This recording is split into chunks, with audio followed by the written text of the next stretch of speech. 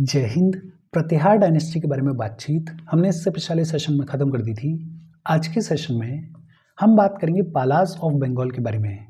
बंगाल की पाल डायनेस्टी की कहानी क्या रही, उस सब के बारे में आज हम पढ़ेंगे, बातचीत करेंगे। देखो, शुरू करते हैं। बेसिक इंट्रोडक्शन के तौर पर अगर बात करें तो बंगाल के अंदर जो सबसे पहले प्रोमिनेंट राजा देखने को मिले उनका नाम था शशांक। लेकिन लगभग 637 सी में ये जो किंग शशांक हैं, he will pass away and after the death of king Shashank, Bengal और बंगाल के इर्द गिर्द वाले जो रीजन्स हैं उनमें पॉलिटिकल कंफ्यूजन देखने को मिलेगा। किंग शशांक के जाने के बाद बंगाल और बंगाल के इर्द गिर्द वाले जो रीजन्स हैं उनमें अगले 100-150 साल तक अलग अलग लोगों का इन्वेजन देखने को मिलेगा। इन रीजन्स को अलग अलग रूलर्स जो है वो कंट्रोल करेंगे। फॉर एग्जाम्पल, कन्नौज के एक राजा हुए यशोवर्मन, और ये जो यशोवर्मन है वो इस रीजन को इन्वेड करेंगे।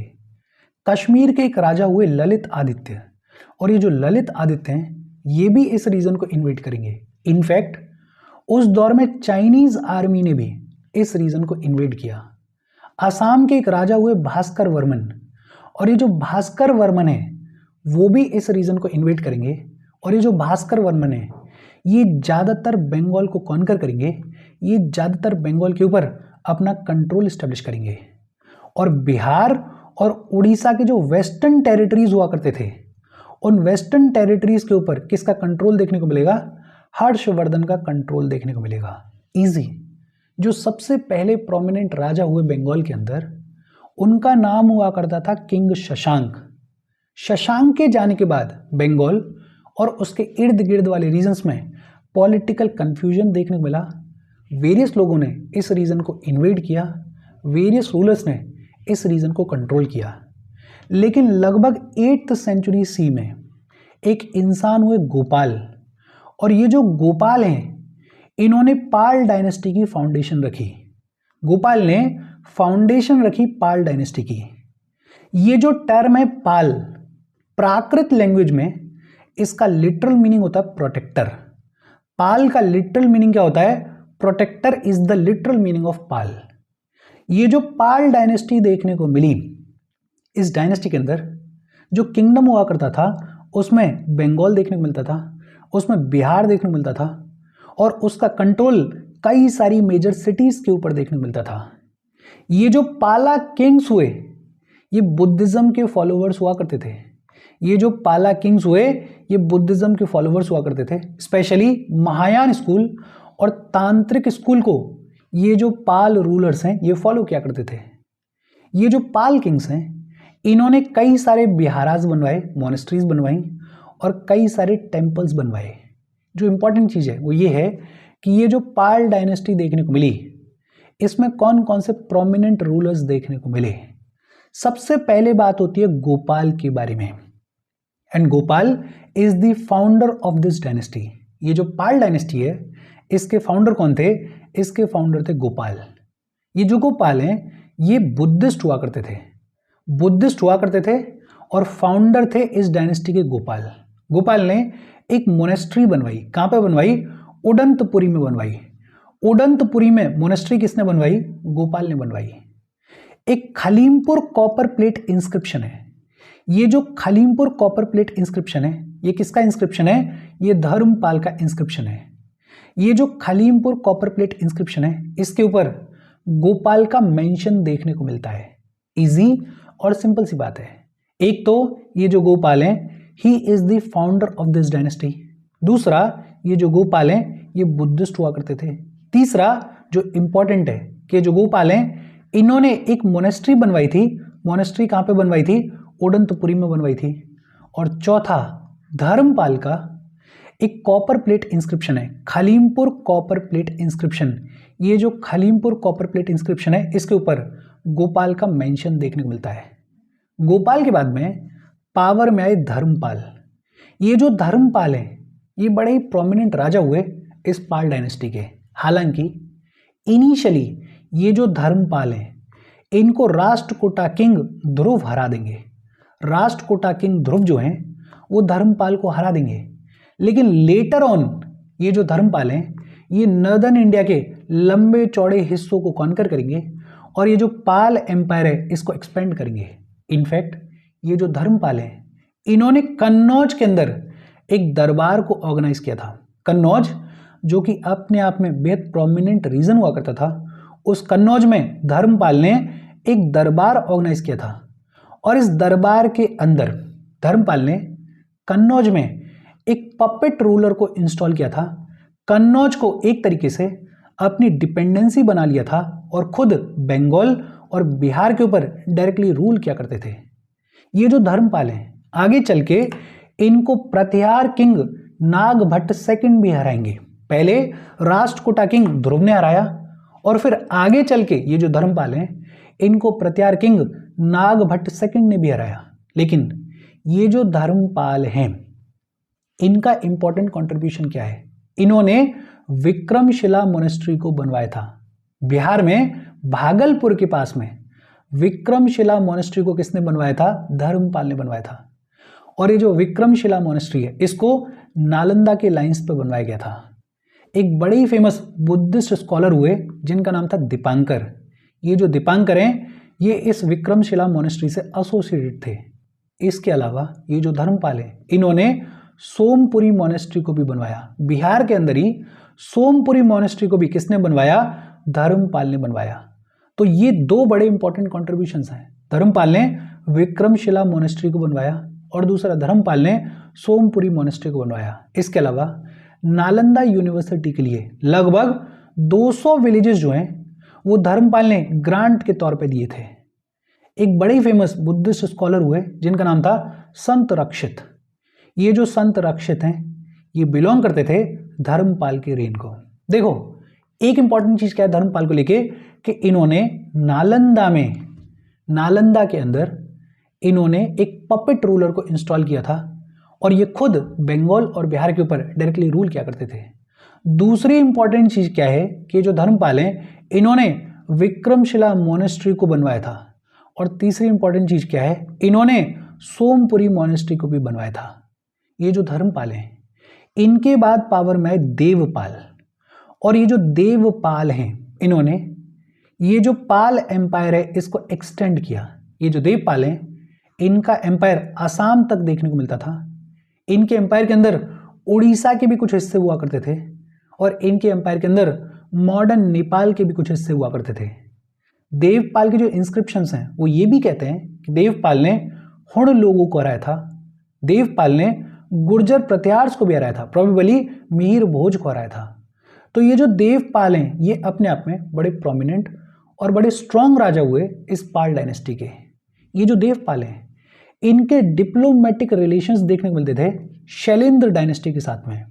ये जो शैलेंद्र डायनेस्टी है ये इंडोनेशिया और उसके इर्द गिर्द वाले रीजन्स में देखने को मिलती थी। ये जो शैलेंद्र डायनेस्टी है इस शैलेंद्र डायनेस्टी के साथ में डिप्लोमेटिक रिलेशंस देखने को मिलते थे देवपाल के। देवपाल के जो कोर्ट पोएट हुआ करते थे उनका नाम था वज्रदत्त और ये जो वज्रदत्त हैं ये एक बुद्धिस्ट स्कॉलर हुआ करते थे। वज्रदत्त ने लोकेश्वरा शतका को लिखा। लोकेश्वरा शतका को किसने लिखा? वज्रदत्त ने लिखा। ये जो वज्रदत्त हैं ये किसके कोर्ट पोएट हुआ करते थे? ये देवपाल के कोर्ट पोएट हुआ करते थे।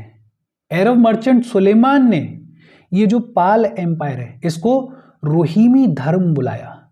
रोहिमी धर्म पाल एम्पायर को किसने बुलाया? सुलेमान ने बुलाया। ये जो पाल पावर है इसका डिक्लाइन देखने को मिलेगा लेट 9th सेंचुरी में। लेट 9th सेंचुरी में ये जो पाल एम्पायर है इसका डिक्लाइन देखने को मिलेगा और इस डिक्लाइन के पीछे एक जो मेजर रीजन था वो था ट्राइपार्टाइट स्ट्रगल। कॉन्स्टेंटली ये जो पाल डायनेस्टी है, जो राष्ट्रकूटाज हैं और जो गुर्जर प्रतिहार्स हैं उनके बीच में स्ट्रगल चलता रहेगा और इसकी वजह से अल्टीमेटली ये जो पाला पावर है इसमें डिक्लाइन देखने को मिलेगा। ये जो देवपाल हैं इनके बाद पावर में आए महिपाल। ये जो महिपाल हैं इन्होंने कुछ हद तक ये जो पाला एम्पायर है इसको रिवाइव किया, इसकी पावर को रिवाइव किया। इन्होंने अपना जो एम्पायर है उसको चोलास के अगेंस्ट में डिफेंड किया। बंगाल और बिहार वाले रीजन को ये जो महिपाल हैं इन्होंने चोलास के अगेंस्ट में डिफेंड किया, लेकिन अल्टीमेटली एक राजा हुए राजेंद्र चोला। ये जो राजेंद्र चोला हैं ये महिपाल को हरा देंगे। महिपाल के बाद में पावर में आए रामपाल और ये जो रामपाल हैं वो इस पाल डायनेस्टी के लास्ट स्ट्रॉन्ग रूलर हैं। पाल डायनेस्टी के जो लास्ट स्ट्रॉन्ग रूलर देखने को मिले वो थे रामपाल। ये जो रामपाल हैं इनका मेंशन संध्याकर नंदी की जो रामचरित्र है, संध्याकर नंदी की जो रामचरित्र है उसमें भी देखने को मिलता है। देखो इजी और सिंपल सी बातचीत है। एक तो आपको देवपाल के बारे में याद रखना है और खासकर ये कि इनके डिप्लोमेटिक रिलेशंस हुआ करते थे शैलेंद्र डायनेस्टी के साथ में। इनके कोर्ट पोएट हुआ करते थे वज्रदत्त। अरब मर्चेंट सुलेमान ने पाल एम्पायर को क्या बुलाया? रोहिमी धर्म बुलाया। बाकी देवपाल के अलावा आपको धर्मपाल के बारे में याद रखना है। एक तो इन्होंने कन्नौज में पपेट रूलर को इंस्टॉल किया था, कन्नौज में इन्होंने दरबार को ऑर्गेनाइज किया था। दूसरा, दो जो इंपॉर्टेंट चीजें हैं कि ये जो धर्मपाल हैं इन्होंने विक्रमशिला मोनेस्ट्री को बनवाया था और इन्होंने सोमपुरी मोनेस्ट्री को बनवाया था। इजी और सिंपल सी बात है। होपफुली ये स्ट्रक्चर आपके दिमाग में सेट हुआ होगा। हम आगे बढ़ें उससे पहले वीडियो पे लाइक के बटन को दबा दो। लाइक दबाना ज़रूरी है बिकॉज यूट्यूब ऐसे ही फंक्शन करता है। जब आप वीडियो पे लाइक के बटन को दबाते हो तो यूट्यूब वीडियो को कंसिडर करता है और थोड़ा सा पुश कर देता है। तो लाइक का बटन दबा दो, शेयर कर दो अपने सोशल मीडिया हैंडल्स पे अपने फ्रेंड्स को। जो भी लोग इसमें इंटरेस्टेड हैं, इससे रिलेटेड पढ़ाई कर रहे हैं, उनको शेयर कर दो। अगर चैनल को सब्सक्राइब नहीं किया है तो फॉर श्योर चैनल को सब्सक्राइब कर लो।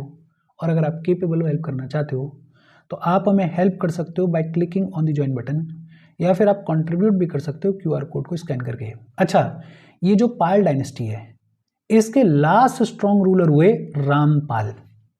ये जो रामपाल हैं इनके जाने के बाद ये जो पाल डायनेस्टी है इसमें कॉन्स्टेंटली डिक्लाइन देखने को मिलेगा और ये जो एम्पायर है ये पूरे तरीके से कमज़ोर हो जाएगा लगभग 11वीं सेंचुरी आते आते। और ये जो पाला पावर है इसको पूरे तरीके से डिस्ट्रॉय कौन करेगा? एक सेन डायनेस्टी देखने को मिलेगी, एक हिंदू सेन डायनेस्टी देखने को मिलेगी।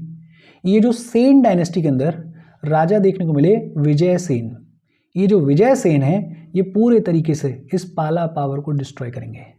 ये जो पाला एम्पायर देखने को मिला, ये जो पाल पीरियड देखने को मिला, ये अपने आप में बंगाल की हिस्ट्री का गोल्डन एरा कहा जाता है।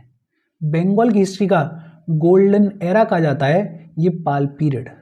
क्यों कहा जाता है गोल्डन एरा? बिकॉज इस पीरियड के दौरान जो बंगाली सिविलाइजेशन है, जो बंगाली आर्ट एंड आर्किटेक्चर है, उसमें एडवांसमेंट देखने को मिलेगा।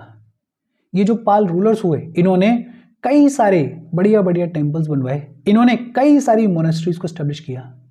ये जो पाल रूलर्स हुआ करते थे इन्होंने नालंदा को सपोर्ट किया, इन्होंने विक्रमशिला को बनवाया। ये जो पाल रूलर्स हैं इन्होंने एक बड़ा सिग्निफिकेंट काम किया। इसी पीरियड के दौरान बंगाली लैंग्वेज का जो बेसिस है वो रखा गया।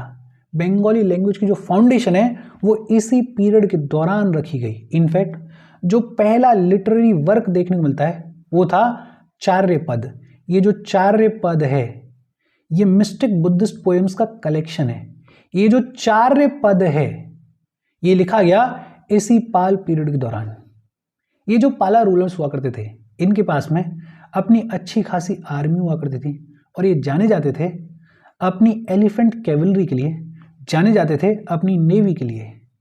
ये जो पाल रूलर्स हैं इनके डिप्लोमेटिक रिलेशंस जो हैं वो तिब्बतियन एम्पायर के साथ में भी देखने को मिलते थे, वो अरब कैलिफेट के साथ में भी देखने को मिलते थे।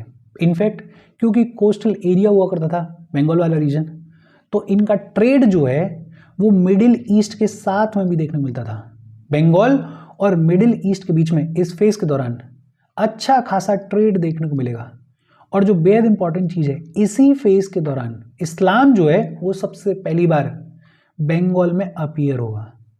पाल रूल के दौरान ही बंगाल के अंदर सबसे पहली बार इस्लाम जो है वो अपीयर होगा। देखो बेहद सिंपल, एक तो आपको ये याद रखना है कि ये जो पाल पावर है इसको पूरे तरीके से सेन डायनेस्टी के विजय सेन ने खत्म किया। ये जो पाल पीरियड है इसको बंगाल की हिस्ट्री का गोल्डन एरा कहा जाता है। जो बेहद इंपॉर्टेंट चीज़ है, इसी फेज के दौरान बंगाली लैंग्वेज की फाउंडेशन रखी गई। जो पहला लिटरेरी वर्क है चार्यपद वो भी इसी फेज में डेवलप किया गया। ये जो पाल रूलर्स हुआ करते थे इनके डिप्लोमेटिक रिलेशंस तिब्बतियन एम्पायर के साथ में भी देखने को मिलते थे और अरब कैलिफेट के साथ में भी देखने को मिलते थे। बंगाल और मिडिल ईस्ट के बीच में खूब सारा ट्रेड देखने को मिलेगा और इस्लाम जो है वो सबसे पहली बार बंगाल में इसी फेज में अपीयर होगा। इजी और सिंपल सी बात है। जो भी बातचीत हमने की उसको अगर शॉर्ट नोट्स के फॉर्म में समअप करें तो ये जो पाल डायनेस्टी है ये बुद्धिज्म के फॉलोवर्स हुआ करते थे। गोपाल फाउंडर थे इस डायनेस्टी के। गोपाल का जो मेंशन है वो खालिमपुर कॉपर प्लेट इंस्क्रिप्शन पे देखने मिलता है। ये जो खालिमपुर कॉपर प्लेट इंस्क्रिप्शन है इसको इशू किसने किया था? धर्मपाल ने किया था। ये जो धर्मपाल हैं वो इस डायनेस्टी के सबसे इंपॉर्टेंट राजा हुए। ये जो धर्मपाल हैं, पहाड़पुर सील्स जो हैं वो बात करती हैं धर्मपाल के बारे में। ये जो धर्मपाल हैं इन्होंने विक्रमशिला यूनिवर्सिटी को स्टैब्लिश किया था। इन्होंने सोमपुरी मोनेस्ट्री को स्टैब्लिश किया था। ये जो धर्मपाल हैं इनके बाद पावर में देवपाल, और ये जो देवपाल हैं इनके डिप्लोमेटिक रिलेशन हुआ करते थे शैलेंद्र डायनेस्टी के साथ में। और देवपाल के बाद में जितने भी राजा आए वो बहुत ज़्यादा प्रोमिनेंट रोल प्ले करेंगे नहीं। ये जो रामपाल हैं ये लास्ट स्ट्रॉन्ग रूलर देखने को मिले इस पाल डायनेस्टी के।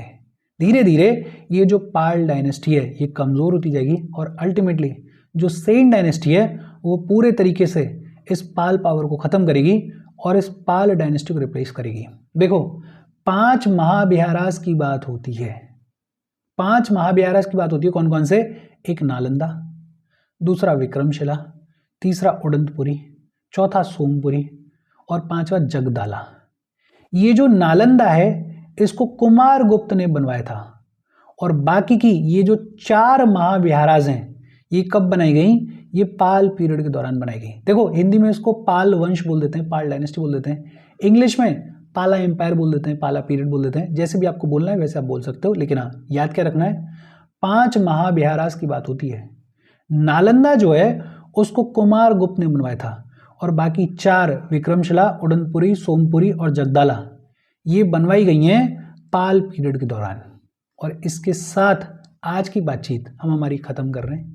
इजी सेशन है, बेहद इजी सेशन है।